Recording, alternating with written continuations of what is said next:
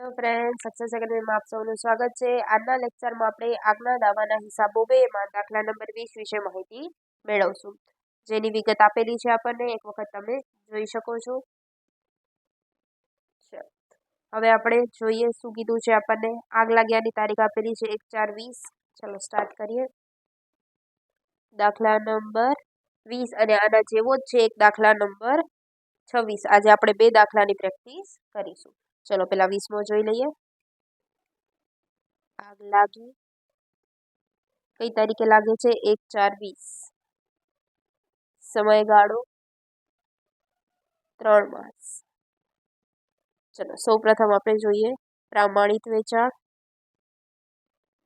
અને ખોરવાયેલ વેચાણ. ચલો તો 1/4/20 થી કઈ તારીખ આવશે? 4, 5 ને 6 એટલે 30/6/20 સુધી. તો 1/4/19 થી 30/6/19 સુધી. ક્લિયર? પ્રમાણિત થઈ ગયું આપણું. ત્યારબાદ જોઈએ આપણે પાછલા 12 માસનું વેચાણ. ચલો ક્યારે એન્ડિંગ યર છે આપણું જોઈ લઈએ. નફા ઉપરથી 31મી ડિસેમ્બર એટલે ચાલુ ક્યારે થતું હશે? જાન્યુઆરી. 1/1/19 થી 31/12/19 સુધી.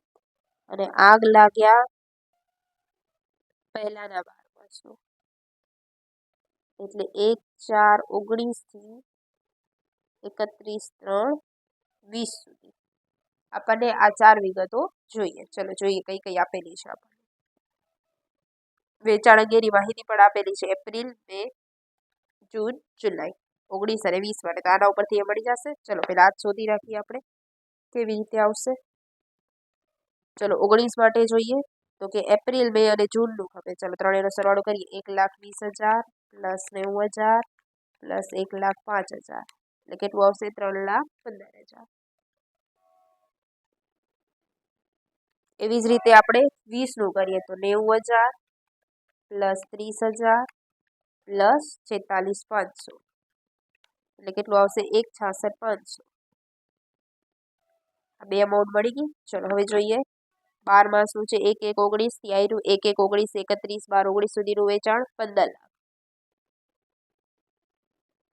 ત્યારબાદ 1/4/19 થી 31 ઈ પણ આપેલું છે આપણને 18 લાખ.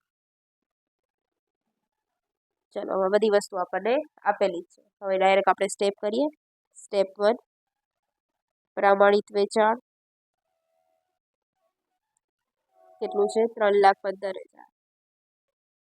હવે એમાં 10%નું કીધું છે તમને વધારો કરવાનો. વેચાણમાં 10% અને વેચાણ પર નફાના દરમાં 2%. હવે આમાં થોડુંક અલગ થશે જ્યારે તમે સેકન્ડ નંબરનો જે આપણું ટકાવારી છે એ શોધશું ત્યારે પણ અલગ થશે. આમાં પ્લસ 10% એટલે 31,500.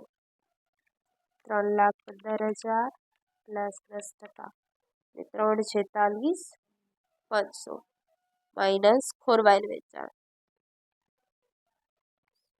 1,66,500 એટલે કેટલા આવશે? 1,80,000. ગુમાવેલ વેચાણ. ચલો બીજું નફાની ટકાવારી. એમાં એ આપણે જોઈ છે સ્થિર ખર્ચા પ્લસ નફો. હવે આની અંદર તમને શું કીધું છે? વ્યાજ સહિત નફો આપેલો છે તો માઇનસ કરી દઈએ વ્યાજ છેદમાં પાછલા 12 માસનું વેચાણ ગુણ્યા 100. ચલો સ્થિર ખર્ચા કેટલા છે? 51,000 પ્લસ ચોખ્ખો નફો કેટલો છે? 2,55,000 માઇનસ વ્યાજ કેટલું છે? 6,000 છેદમાં પાછલા 12 માસનું વેચાણ કેટલું હતું આપણું? 15 લાખ ગુણ્યા 100. 51,000 પ્લસ 2,55,000 માઇનસ 6,000 ગુણ્યા 100 ભાગ્યા 15 લાખ કેટલા આવશે? 20%. અને એનામાં કેટલાનો વધારો કીધો છે આપણને? 2%નો એટલે કેટલા આવશે? 22%. ચલો બી જોઈએ વીમાની રકમ. હવે ગયા વર્ષની સરખામણીમાં જ્યારે આ ટાઈપનો દાખલો આવે અને કીધું હોય તમને કે ગયા વર્ષની ઉત્પાદનની સુધારેલ પદ્ધતિ અનુસાર ગયા વર્ષની સરખામણીમાં વેચાણમાં 10%નો વધારો. તો જે તમે અહીંયા વધારો કર્યો છે આપણે પ્રામાણિક એવી જ રીતે અહીંયા પણ જે નીચેની રકમ હશે એમાં થશે એટલે કે આગ લાગ્યા પહેલાના 12 માસનું, કેમ કે એમાં ગયા વર્ષનું તો આવે જ છે એટલે પ્લસ એમાં પણ 10% થઈ જશે ગુણ્યા 100. ચલો વીમાની રકમ 3,56,400 ભાગ્યા આગ લાગ્યા પહેલાના કેટલા હતા 18 લાખ, એમાં પ્લસ 10% કરી દઈએ ગુણ્યા 100. ચલો કરી નાખીએ 18 લાખ પ્લસ 10% એટલે કેટલા આવશે અહીંયા 19,80,000. 3,56,400 ગુણ્યા 100 ભાગ્યા 19,80,000 એટલે કેટલા આવશે 18%. કેટલા આવશે 18%. ચલો સ્ટેપ 3 દાવાની રકમ. ચલો આનો કેટલો હતો 1,80,000, બેમાંથી જે ઓછું હોય ટકાવારી એટલે 18%. 1,80,000 ના 18%. 32,400 પ્લસ આગ બુઝાવવાનો ખર્ચ. કેટલો આપેલો છે આગ બુઝાવવાનો ખર્ચ આપણને 600 રૂપિયા. 32,400 પ્લસ 600 એટલે કેટલા થશે 33,000. એટલે દાવાની રકમ કેટલી આવે છે 33,000. ક્લિયર? આખો દાખલો તમે જુઓ. ચલો હવે આપણે સ્ટાર્ટ કરીએ છીએ દાખલા નંબર 26.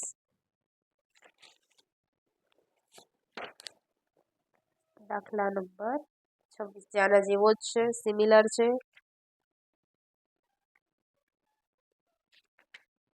ચલો તમે એક વખત રકમ જોઈ શકો છો. આપણે જે કચ્છ યુનિવર્સિટીના પ્રીવિયસ પેપર છે એના વિશે પણ આપણે માહિતી મેળવશું. ચલો આગ લાગી 1/4/20 માસ 3 માસ, કેમ કે અસ્તવ્યસ્ત એ 3 માસ માટે જ છે એટલા માટે. ચલો પ્રમાણિત ઓના જેવો જ છે આપણો 1/4/19 થી 30/6/19 અને ખોરવાયેલ 1/4/20 થી 30/6/20. ત્યારબાદ પાછલા 12 માસ. ચલો કઈ તારીખે થાય છે પૂરું એક વખત જોઈ લઈએ. વેચાણ બી સીધું જ આપેલું છે 31/12 એટલે 1/1/19, 31/12/19 અને આગ લાગ્યા પહેલાના 12 માસ એટલે કે 1/4/19 થી 31/3/20.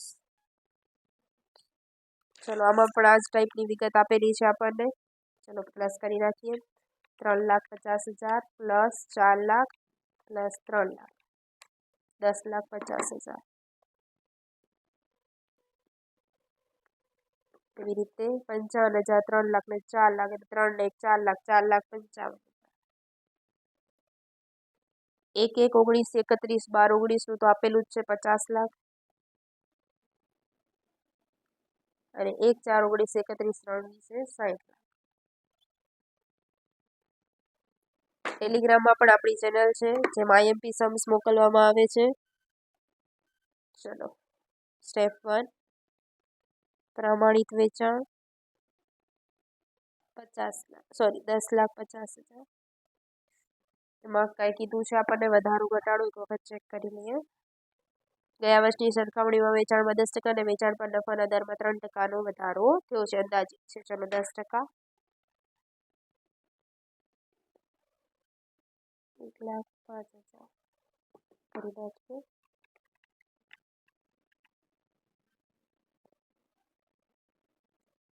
માઇનસ ખોરવાયેલ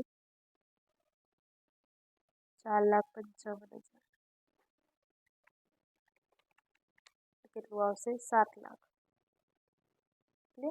ચલો સ્ટેપ 2 એમાં પેલું સ્થિર ખર્ચા પ્લસ નફો ભાગ્યા પાછલા 12 માસનું વેચાણ ગુણ્યા 100. ચલો સ્થિર ખર્ચાનો નફો જોઈ લઈએ કેટલા આપેલા છે 1,70,000 ને 8,30,000. 1,70,000 8,30,000 છેદમાં પાછલા 12 માસનું વેચાણ 50 લાખ ગુણ્યા 100.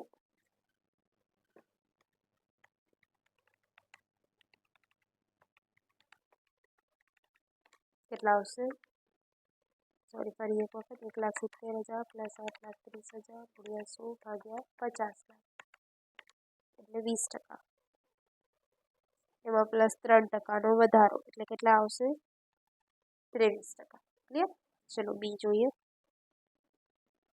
વીમાની રકમ છેદમાં આગ લાગ્યા પહેલાના 12 માસનું વેચાણ પ્લસ 10% ગુણ્યા 100. ચલો વીમાની રકમ કેટલી છે આપણી?